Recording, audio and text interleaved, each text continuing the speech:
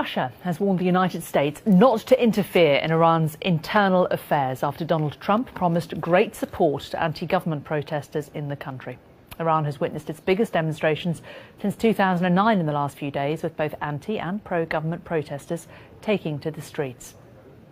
Well, Prince Reza Pahlavi was the last, the last heir to the Iranian monarchy before it was overthrown in 1979, and he's lived in exile ever since. He's urged President Trump to help protesters gain access to the internet after reports that access has been further restricted. Well, he joins me now from Washington. Very good to talk to you, Prince Pahlavi.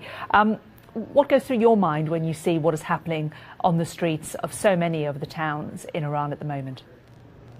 Well, as you can see, my compatriots are absolutely committed to take this issue to the very end. They are paying the dear price of having to be confronted by severe crackdown by the regime. That shouldn't be any surprise to any of us. But their resilience and their courage has to be admired. And I, for one, have been, of course, supporting them in every way that I can. The most important thing at this stage, as you just indicated by introducing this segment, is the vital and critical role that social media plays today in terms of coordination and communications that people can have. Obviously, the regime is trying to restrict it to the maximum amount possible. And at this time, one of the most immediate issues, as I have recently tweeted about, is the importance of making sure that people can have access to internet as well as some key platforms like, for instance, Instagram or Telegram.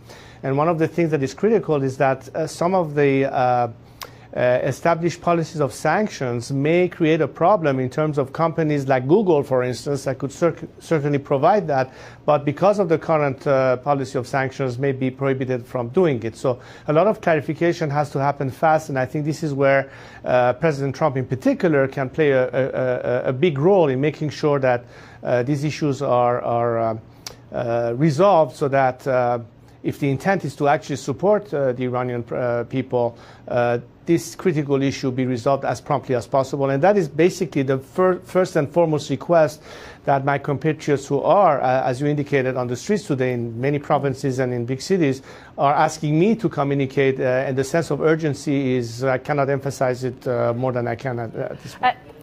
Moral support from President Trump for some of the protesters. What about financial support? There have been allegations that America is funding some of these protests. What do you think about that?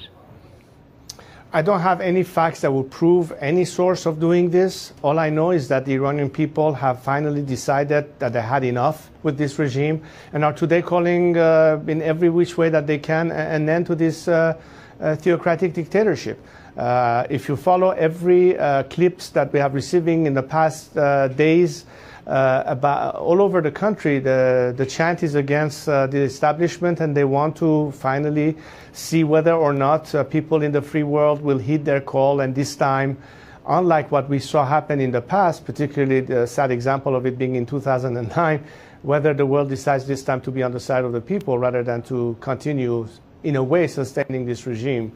We have seen, as they had before. We have seen also quite a lot of pro-government demonstrations as well. I mean, they are organised, we know that, but there are still large numbers of the people on the streets in support of the government.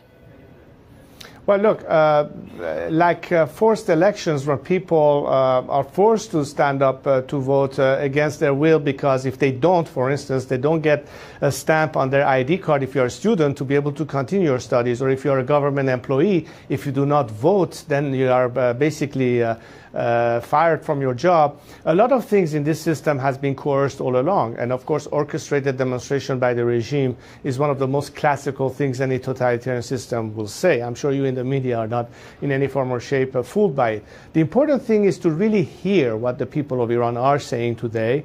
And I think they've been quite vocal. And this is where I think the role of media in particular is critical at this juncture, to make sure that decision makers around this world actually hear the message of the people and not only the rhetoric and the spinning of the regime itself and its instrumental propaganda.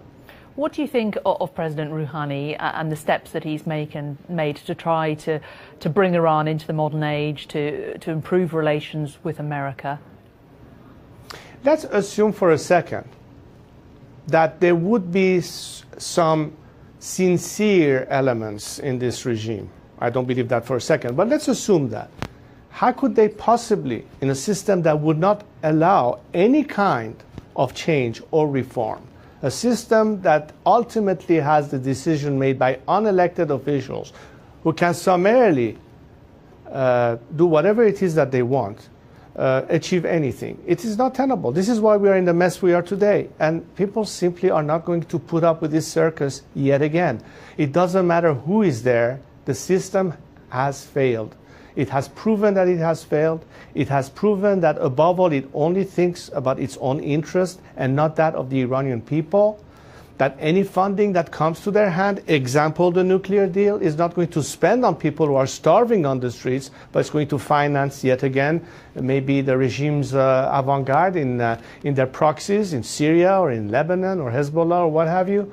And people know that. You should understand that the root cause of the problem, aside from the liberties and repression that exists, is of course economic at the end of the day, and people simply can't put up with this any longer. And no promises, or rather say false promises made by anyone, Mr. Rouhani included, is fooling the people anymore. They've had it, and today they're saying enough is enough. So we're taking matter into our own hands. Sorry to interrupt, we are short on time, but what do you think that the solution is? I mean, you know, obviously you would very much like to return to Iran, wouldn't you?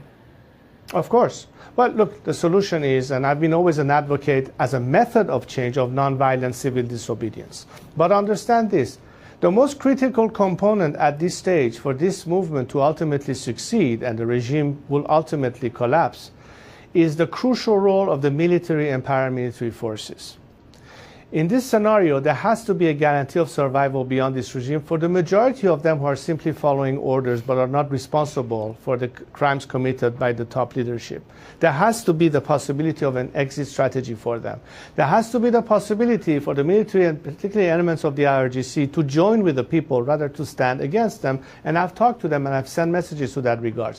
But I'd like to also emphasize that part of the problem has been all along, all these years, that the Iranian people's perception that the world seems to be more inclined to maintain the status quo as opposed to heed their call is a bit of a deflating factor. However, if today the world stands in support of the Iranian people, particularly Western democracies, the United States of America included, that will send a very clear message that we are no longer going to fall into the same trappings that this regime has set for all of us all these years. It is important to have a message of support and moral support. That's all the people in Iran are asking for. And this is a message that needs to resonate even further. The dice have been rolled. This is a crucial opportunity that could change history for the better or for worse, depending on what is done at this stage or not. And I'm here to pass on to you the key request of demonstrator today. Are you with them or we are against them? That needs to be clarified at this stage. We're going to leave it there. We're out of time. Prince Reza Pahlavi, thanks very much for joining us.